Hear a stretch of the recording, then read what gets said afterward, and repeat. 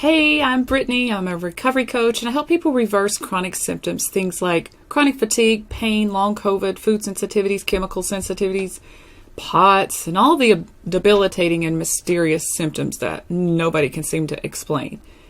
You know, I've been there. I know exactly what it's like to have dozens of symptoms and be told that nothing is wrong. But I want you to hear this. Full recovery is absolutely possible. You know, I overcame over 50 chronic symptoms myself. Today I can eat anything that I want without a reaction. I can go to the gym and lift heavy weights, travel, work full-time, and actually enjoy my life again. And now I'm on a mission to help you experience that same transformation. So go ahead and hit that subscribe and let's talk about how to get you there. So when a crash hits, you can feel like your world suddenly shrinks. The intense brain fog, fatigue, it's really a challenging combination that can make you feel stuck and overwhelmed.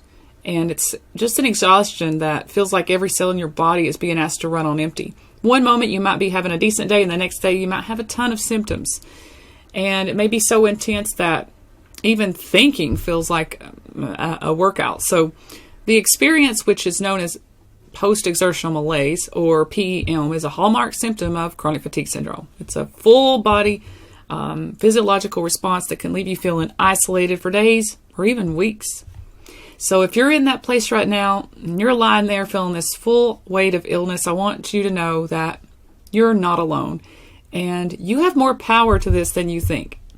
And I know what it's like when it feels like your body's working against you, like you're falling into, the same cycle of these symptoms. So I'm going to share immediate, practical, mindset-focused tools that you could start using right now to navigate this moment, start reclaiming your sense of agency.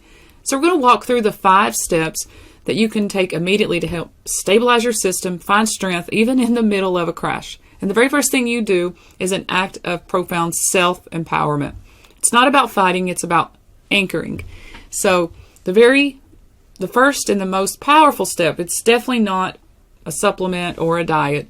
It's simply finding an anchor in the present moment. So when a crash hits, your nervous system is on high alert.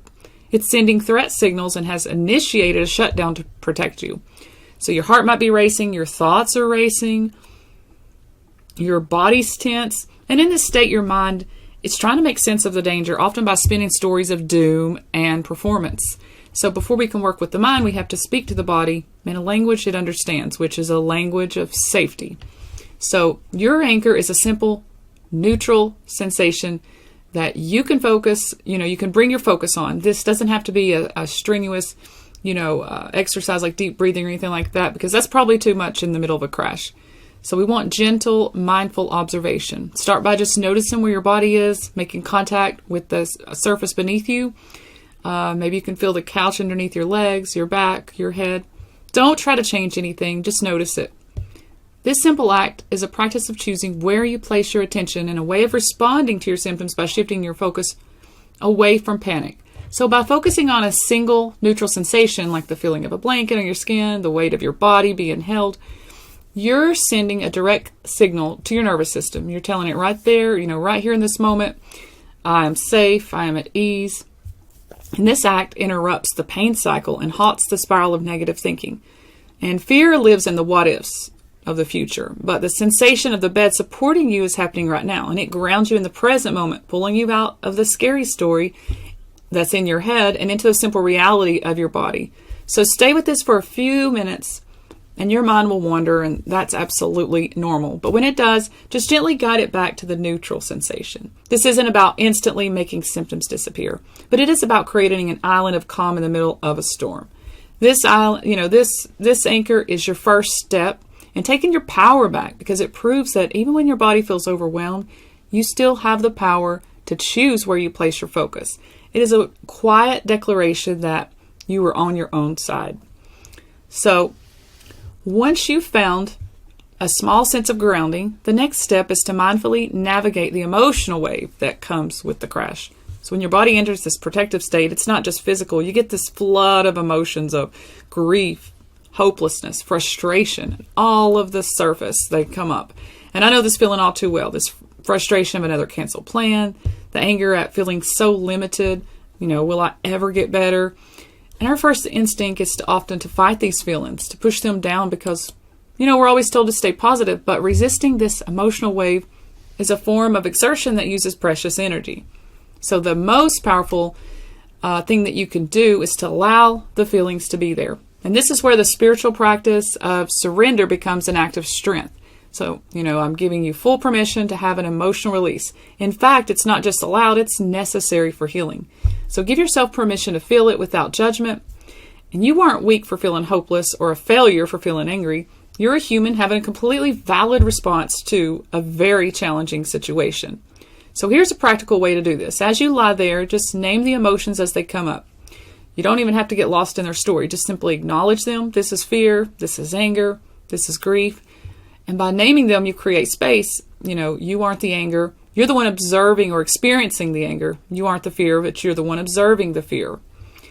And this practice of allowing and naming is a profound emotional release. It ends the internal war. So when you give these emotions permission to exist, they can flow through you instead of getting stuck, which creates more tension and burns more energy. And you're not trying to solve them. You're simply holding a space for them. And this is a radical self-compassion. It tells the deepest part of you that you are welcome. And in this acceptance, there's a deep peace and an energy conservation that is vital for your recovery. So now we get to the most critical practical step, which is radical energy conservation. This is completely non-negotiable. A crash is your body's way of signaling an energy crisis. So the core reason for post-exertional malaise, which reflects an impaired ability to produce energy, even after minor exertion. So you can think of your body's energy system like a power grid. A healthy person's grid has ample reserves, but someone with CFS, that grid is already strained.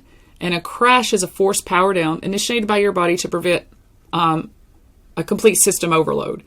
The only way to help the grid stabilize is to dramatically reduce stimulation. This is what radical rest means. It's more about just lying on the couch. It's a deliberate shutdown of all forms of exertion, physical, emotional, cognitive. So first, the physical rest. It's the most obvious. So lie down, getting horizontal, helps your body with circulation and blood pressure. Stop all the chores, all the activities like showering or making food. That can wait.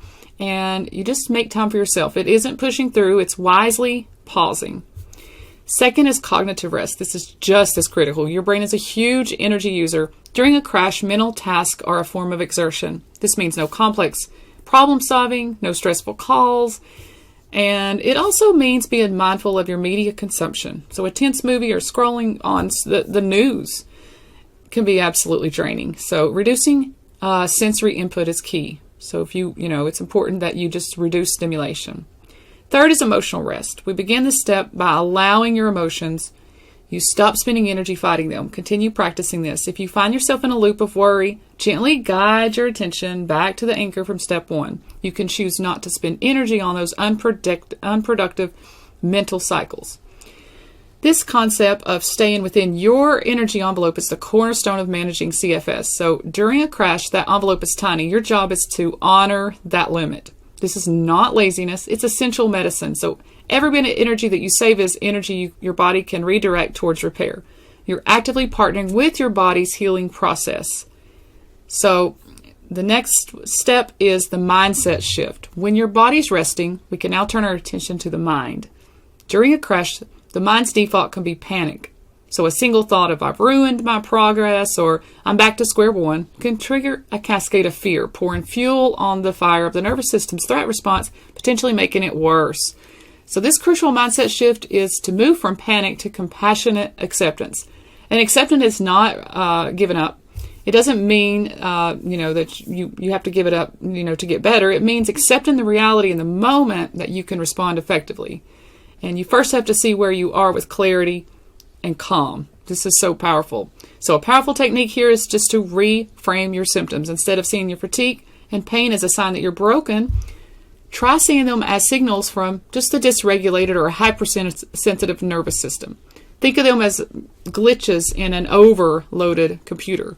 The system isn't broken forever. It's just temporary offline and needs a reset.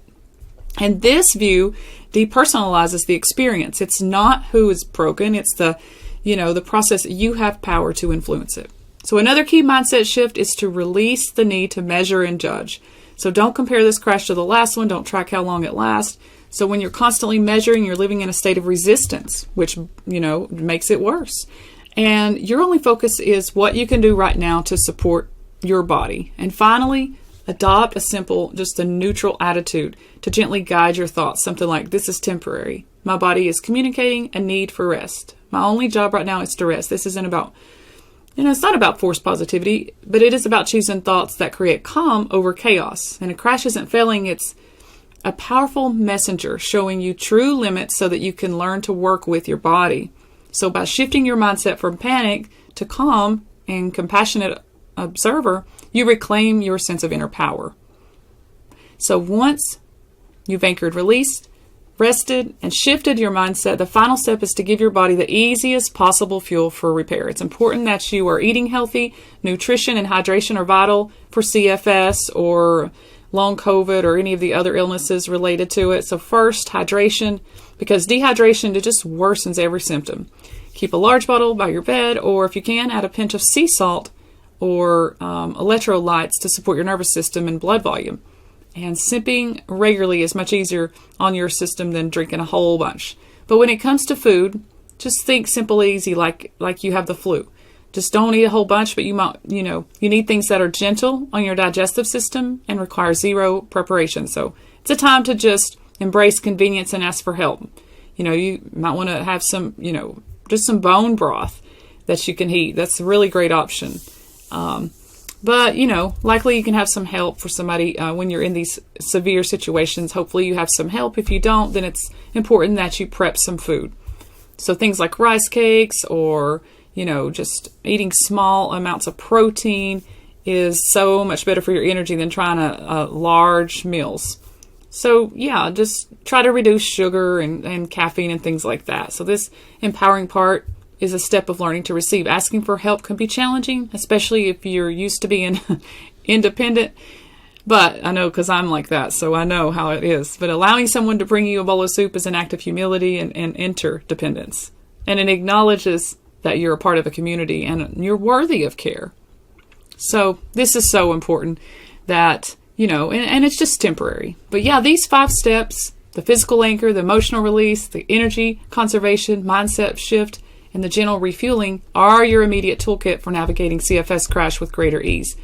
They are your first line of defense designed to calm the storm, conserve your energy, and shift you from a feeling of overwhelm to taking conscious, compassionate action. So my mission is just to help as many people as possible, which is why I make these free videos. I want to give you the tools to recover from things like fatigue, pain, brain fog, dizziness, internal vibrations, tremors, ear ringing, shortness of breath, heart palpitations, sensitivities to things like food, chemicals, lights, EMFs, and the list goes on. So if you're looking for more support, you can book a free strategy call for my Christ-centered recovery program, where we can create a personalized plan for your unique symptoms and your exact situation to see what's keeping you stuck. So in my program, we have a lot of people that are overcoming chronic symptoms for good by combining these recovery principles with the focus on Jesus. So if you want to dive deep, we offer 6 months of coaching, helping you to focus on bringing things back into your life that maybe you've been forced to avoid. People, they're going from walking to lifting heavy weights and not being able to eat many foods at all, to eating at their favorite restaurants, and from actually being on disability to working full time again. And these are the changes that I see every single day in my program. So I'm going to put a link in the description where you can apply for the recovery program, and I'd love to see you there. And you can just book a call. It's a free brain rewiring call. So if you are in a crash right now, please hear me. This moment is not forever. This experience is not who you are. Be incredibly gentle with yourself. Walk through these steps, even imperfectly, and start with just one, and gently notice where your body is being supported right now. And really, you have the power to be present, to be compassionate, and to give your body the deepest rest it's asking for. And remember, even in this, you are resourceful and capable, and you will get through this. And I'll see you in the next video.